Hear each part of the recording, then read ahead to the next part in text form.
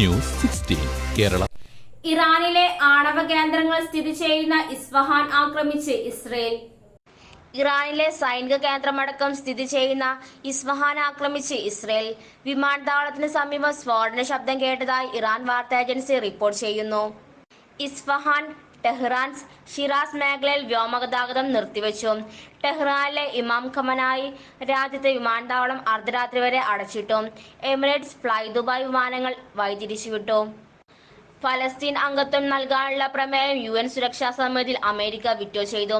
American നീക്കം ന്യായീകരിക്കാനാകാത്തതെന്ന് ഫലസ്തീൻ president Mahmoud Abbas പ്രതികരിച്ചു. ലജ്ജാകരമായ നിർദ്ദേശം നിരസിക്കപ്പെട്ടെന്ന് ഇസ്രയേൽ വിദേശകാര്യമന്ത്രി പറഞ്ഞു. 12 രാജ്യങ്ങൾ അനുകൂലിച്ച് വോട്ട് ചെയ്തപ്പോൾ 2 അംഗങ്ങൾ പ്രമേയത്തിൽ നിന്നും വിട്ടുനിന്നു. തിരിച്ചടിക്ക് പിന്നാലെ ഇറാൻ വ്യോമ പ്രതിരോധ സംവിധാനം ശക്തമാക്കി. ആക്രമണത്തിന് ഇറാൻ ഔദ്യോഗികമായി പ്രതികരിച്ചിട്ടില്ല.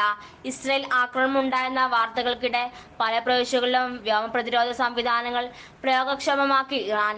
രാജ്യത്തിന്റെ ഔദ്യോഗിക വാർത്താ ഏജൻസിയായ ഇർനയാണ് ഇക്കാര്യം അറിയിച്ചത്.